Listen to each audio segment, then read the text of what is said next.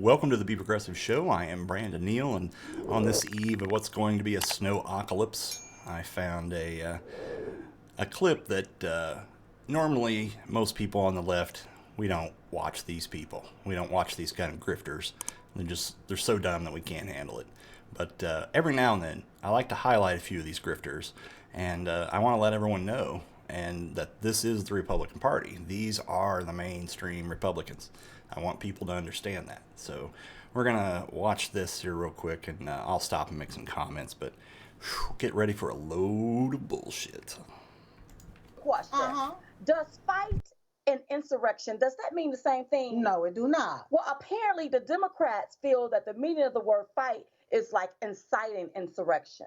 But see, they forget about when Joe Biden used the word fight. That's right. All right, so right off the bat, they'll take something that is so obvious and they will split hairs they'll get a microscope out and they will split hairs and they will grasp at straws and they will do it over and over again when they get beat or when they get proven wrong. And they are now trying to saying that he spent his whole career fighting, which is implied for the people, but that's the same as what Donald Trump did in inciting an insurrection. Yeah. So, this is your party, Republicans. Is this something that you enjoy this? I hope so. In one of his tweets. They forget about that. And do y'all remember when old Biden said this? Take a look at this. I said, no. I said, if we were in high school, I'd take him behind the gym and beat the hell out of him. What was that? What was that? That's inciting violence? Is that inciting insurrection? Look like he want to fight. When you talk about beat somebody. That's right. And how is it that the Democrats, they can use the word fight, and nothing is done to them?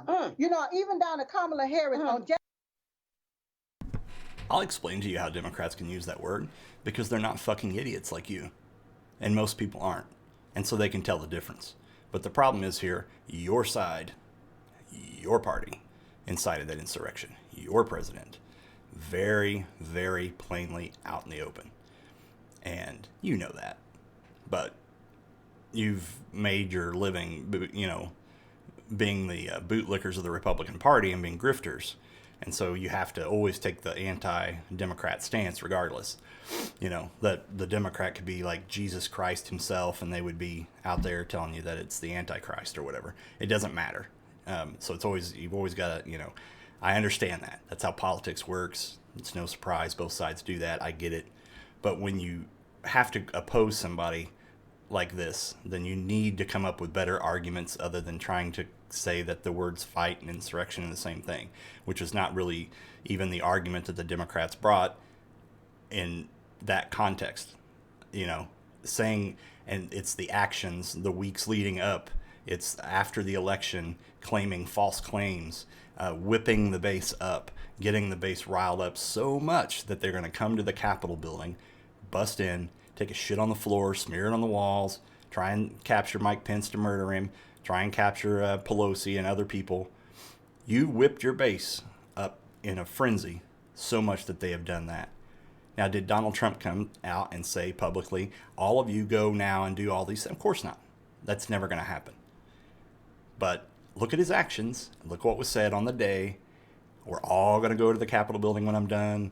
Fight like hell is what he was saying when it came to fight like hell, the people on the inside, not I'm fighting for my political career, But morons can't tell the difference. So January the 2nd, 2019, she said, stand up and fight for the best of who we are.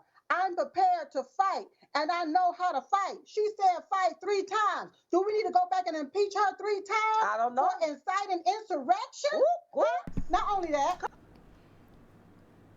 So, is that what you want to be associated with, Republican Party? That? Cubic zirconia and burlap there?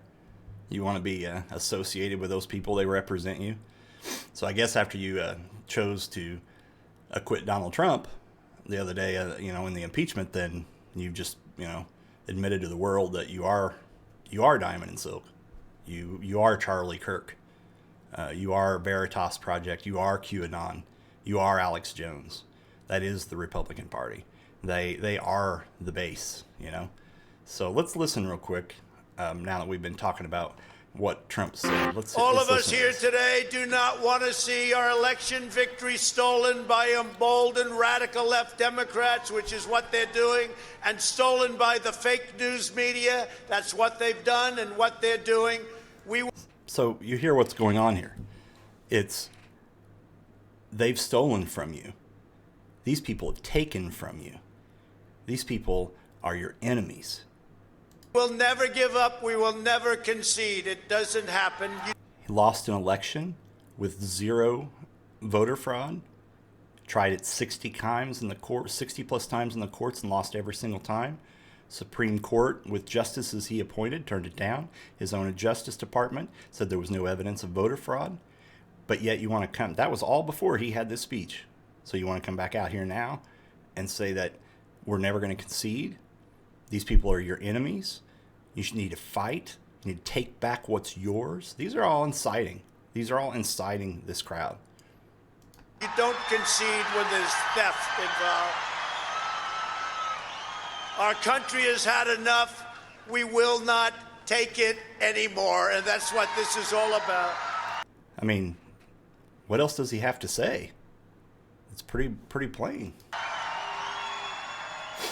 And to use a favorite term that all of you people really came up with, we will stop the steal. So we're going to walk down Pennsylvania Avenue. I love Pennsylvania Avenue. And we're going to the Capitol, and we're going to try and give. The Democrats are hopeless. They're never voting for anything. Not even one vote. But we're going to try and give our Republicans, the weak ones, because the strong ones don't need any of our help. We're going to try and give them the kind of pride and boldness that they need to take back our country. So what would that mean? So he's implying Mike Pence here, or others that are anti-Trump, but mainly I would say Mike Pence, because Mike Pence is the one they all hung their hat on to be able to save Donald Trump. And so here he's saying that these are weak people and that they are essentially cohorts with the enemies, aka the Democrats. And, we need to teach these weak Republicans a lesson. I mean, come on. Anybody with a brain at all can hear what's going on here. Especially if you know the full context. By this point, Donald Trump knows that he didn't win this election. He knows that. He knew it really quick early on. But, that he continued this fraud, this hoax, and that's what it led to. And then he's out there on the steps the morning of giving this speech. Let's walk down Pennsylvania Avenue. I want to thank you all. God bless you, and God bless America. Thank you all for being here. This is incredible. Thank you very much. So, if you, as a Republican, can be proud of the argument that morons are making. Yes. I said, no. I said, if we were in high school, I'd take him behind the gym and beat the hell out of him. What was that? What was that? That's inciting violence? Is that inciting insurrection? Look like he. Is that what you want to be associated with? That level of intelligence? I mean, if it is, keep it up. But you're not going to get any unity.